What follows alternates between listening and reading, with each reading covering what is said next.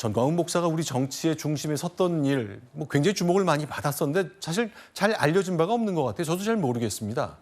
어떤 분인가요? 사실은 전광훈 목사가 국민들한테 알려지기 시작한 것은 네. 그 박근혜 전 대통령 탄핵 이후죠. 네. 어떻게 보면 보수 진영이 붕괴됐을 때 그 탄핵에 반대하는 그런 이른바 태극기 부대의 집회를 전광훈 목사가 주도하면서 네. 이제 국민들에게 알려지기 시작했고 또 보수 정당 내에 일정한 영향력이 생기게 됐는데 네. 이제 황교안 전 대표 시절에 네. 사실은 어떻게 보면은 황교안 전 대표 하에 당시 미래통합당이었죠. 네. 그 미래통합당이 전광훈 목사를 어떻게 보면 이게 정치로 끌어들인 혹은 정치의 중심으로 불러들인 이제 그런 어떤 모습을 보였습니다. 아니 네. 황교안 당시 대표가 전광훈 목사 찾아가서 같이 집회하고 네. 전광훈 목사를 함께 손들고 네. 같이 뭐 저 청와대 앞에서 단식하고 네. 이런 모습을 보이면서 네. 사실은 전광훈 목사가 실제 이상의 영향력을 갖게 되는 이제 그런 어떤 원인 제공을 한 측면이 있죠. 그런데 이제 그동안 전광훈 목사가 공개적으로 했고 영상도 찍힌 이런 것들을 보면은 돈에 대한 것도 얘기를 많이 하고 자신들의 집단이 규모가 굉장히 크기 때문에 우리에게 영향력이 있기 때문에 같이 관계가 좋으면 득볼 게 많다는 취지의 발언들을 많이 했습니다. 그중에 두 가지입니다. 소개하겠습니다.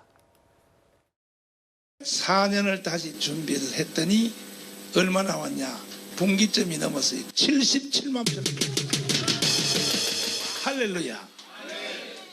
내가 가문 운동을 했기 때문에 최소한 77만에 3배는 늘어났어요. 나는 돈 좋아해. 굉장히 좋아해. 난 돈 좋아하는데 이제 여러분들이 돈을 점령하는 방법이 하나 있어요. 그래서 제가 이 시대 선지자로서 청년 사업단을 조직했다.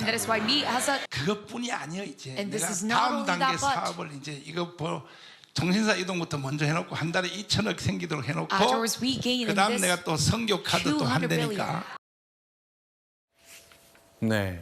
그런데 이제 보수 정당 내에서는 한때는 인연이 있었는데 최근에 조금 극단적인 발언도 많아지고 저렇게 곡괭이 테러 같은 장면이 나오면서 보수 정당에서 거리를 좀 두고 있잖아요. 현재 보수 진영에서의 전광훈 목사의 위치랄까 그런 건 어떻습니까? 근데 사실은 뭐 인연이 있었다라고 보다는요. 네. 그 당시에는 이제 문재인 정부 퇴진 뭐 범국민운동부 이런 게 있었단 네. 말이에요. 그러니까 목표는 하나였던 것 같아요. 네. 그러니까 그 안에서 그 구성원들의 뭐 생각의 차이 이런 것들이 크게 불거지지 않았던 데이기 때문에 그걸 갖고 뭐 통합당과의 인연이 있다 이렇게 평가하는 건 좀 이른 것 같고 네. 그 뒤에 이제 저번에 여러 가지 생각 등이 이제 발현이 됐잖아요. 네. 그러니까 저번에 여러 생각들이 발현이 됐고 그 발현된 생각에 비춰보면 당과 같이 갈 수 없다. 그다음에 사실은 이제 저분이 종교인이시기도 하지만 정치인의 색깔도 있어요. 그렇죠. 정당을 한 9번 정도 드나들셨던 분이란 네. 말이에요. 그러니까 정치인인지 종교인인지 모르겠지만 두 색깔을 서로 간에 시너지 효과로 이용했던 것 같아요. 활용했다고 표현하겠습니다만은. 네. 어쨌든 정치적 리스크를 한번 감내하고 나서 발을 디딘 이후에 네. 그 정치적 영향력 갖고 뭐 종교의 영향력을 또 행사를 하고 종교적인 영향력 갖고 정치의 영향력을 행사하고 네. 저는 이런 정도의 본인의 어떤 계획이 있지 않나. 네. 따라서 공당의 구성원 내지 공당에 영향력을 끼칠 만한 사실은 그런 존재는 아니다라고 생각이 네. 되고요. 거기에 공당의 정치인들이 사실은 약간의 이용당한 측면이 없지 않아 있다. 전 그렇게 평가합니다.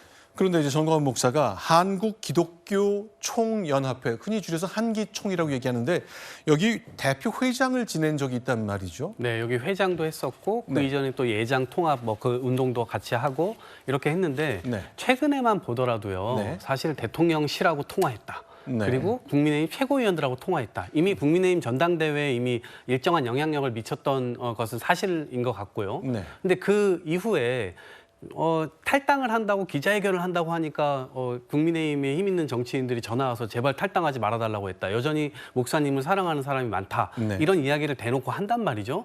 만약에 그렇다면 거리를 두려고 하면은 사실 이거 허위 사실로 다 고소고발해야 되는 거죠. 네. 대통령실도 마찬가지입니다. 대통령실을 팔아서 계속 저거를 하실 때 얘기를 하거든요. 네. 대통령실로부터 내가 긴밀하게 통화하고 있다.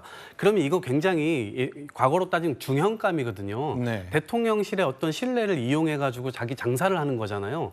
지금 이미 교단에서는 이단으로 정리가 된 것 같고 그럼에도 불구하고 국민의힘이 국민들이 보시기에 제대로 끊어내는 것 같은 모습을 보이지 못하고 있는 거거든요. 그러니까 계속 연결이 되어 있다라고 의심할 수밖에 없는 것이고 그것을 끊어낼 수 있는 방안은 당에서든 대통령실에든 일정한 법적 조치를 취해야 된다. 그래야만 그나마 그것에 대한 신뢰가 갈 수 있다 이렇게 봅니다. 알겠습니다. 자, 전광훈 목사에 대한 관계 설정도 역시 보수 정당이 내년 총선까지 가는 과정에 또 한 번 한두 차례 논란이나 관심이 좀 될 만한 사안인데요. 이 정도로 정리를 하겠습니다. 자, 국내 정치 관련된 소식을 많이 소개해드렸습니다만 조금 답답하셨을 수도 있겠습니다. 이번에는 나라밖 소식으로 가겠는데요. 뭔가 사회를 통합하고 막힌 곳은 뚫어내고 또 차별받은 것이 있다면 그건 덜어내고 상처를 보듬는 일과 관련된 것은 여전히 지금도 진행되고 있습니다. 먼저 순위 확인하겠습니다.